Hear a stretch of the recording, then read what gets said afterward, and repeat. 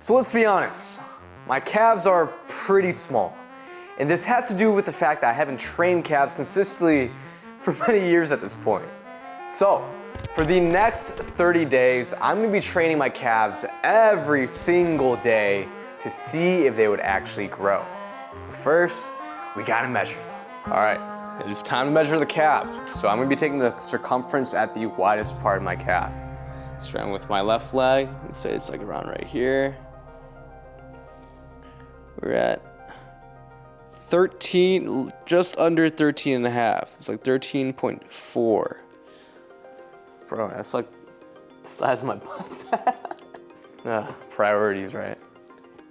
See this leg? 13.2, a little bit smaller.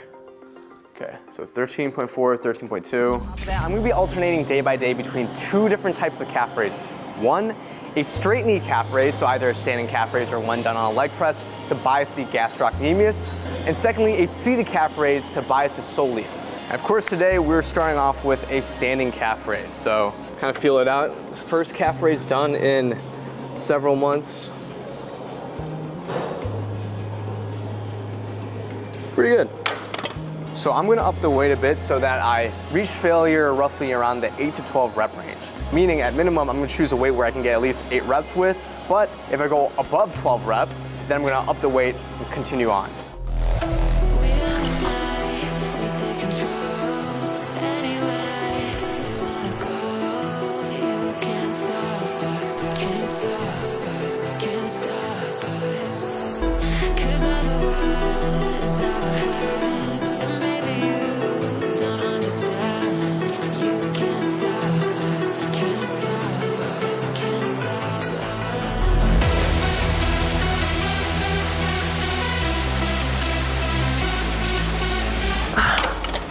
Okay, well, that was too light.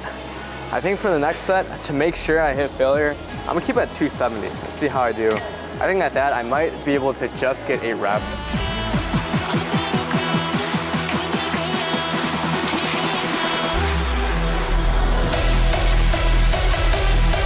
Right in the middle of the range. Now I know how I'm gonna be progressive overloading for over the next days. So that was day 1, my calves are feeling pretty good. Let's move on to day 2. All right, y'all, it is day 2 of training calves every day. And like I mentioned, I'm gonna be working on the seated calf raise this time to focus more on the soleus. Now, I'm gonna put a diagram up here, but the soleus is essentially another calf muscle that sits underneath the gastrocnemius. So it's also a significant area of growth if you want to increase the overall girth of your calves. Hey, with this, I'm definitely gonna be going lighter than I would be with the standing calf raise, so. All right, this machine kind of sucks, bro. A little bit heavier. I'm trying to choose a weight where I'm gonna fail around like the 8 to 12 rep range. No ego lifting with calf raises, guys. What I'm aiming for is a 2-second eccentric, followed by an explosive concentric. Probably gonna go to a different gym to work on my seated calf raises next time too. Probably will be a good idea.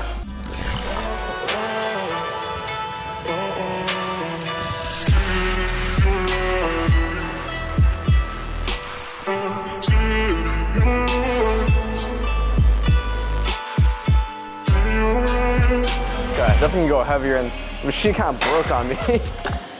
Technical difficulties here. I might only have to work with 1 set today. Maybe I'll do another set of straight knee, some sort of straight knee calf raise, but regardless, I will see you on day 30. All right, guys, it is officially day 30.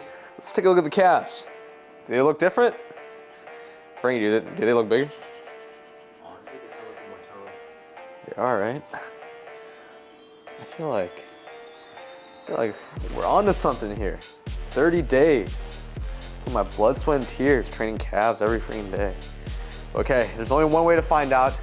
Let's get to the measurements. But before I get into that, I also want to announce that Able, the clothing brand that I pretty much wear in all of my videos, is having a big summer sale where you can get up to 60% off. Plus, if you use code PATH, you'll get an extra 10% off on top of whatever discounts they have. So definitely check that out if you've been waiting for a sale.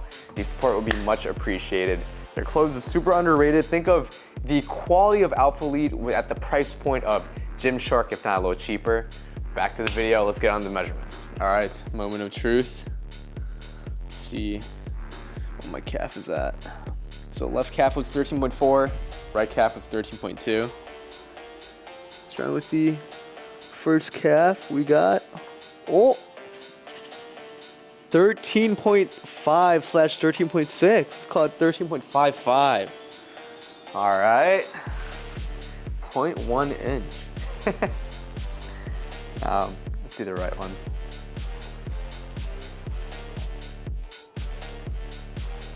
$13.6. Wow. My right one jumped by a lot. 13.6. Whoa.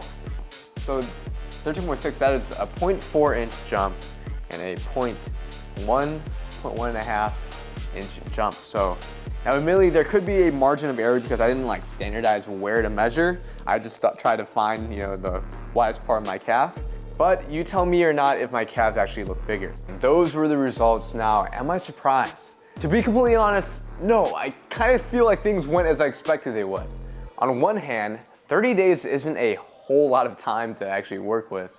But at the same time, because I haven't been training my calves for years, I expected there to be some level of muscle memory be at play.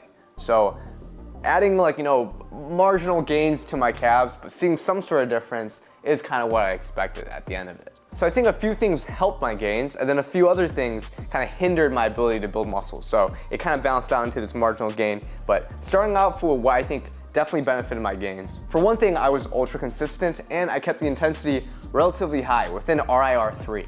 Now, would I have seen the same results had I only trained my calves like once per week? Debatable. Number two, when I was doing the calf raises, I focused on the bottom, more stretched half of the movement rather than the top. There's a famous study done on calf raises which involved 3 groups. One group only did the top shortened half of a calf raise, second group did a full range of motion calf raise, and the third group only did the bottom, more stretched half. And guess which group saw the most gains? The bottom stretched half. And then the last factor is I tried to work in the 8 to 12 rep range. So I pretty much treated calves like any other muscle group. I think calves have this mysterious aura around it where you feel like you need to do more reps than usual per set, but they're like any other muscle group. On the other hand, what I believe may have hindered my gains was, one, my activity levels were through the roof this past month. I was biking a ton. I may have been in a deficit in a lot of those days, not to mention definitely I was not in a surplus. And because of that, obviously I wasn't in the ideal position to maximize muscle growth.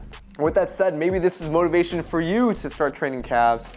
But thank you guys so much for watching this video. I hope you all found it entertaining or at the very least a little bit insightful.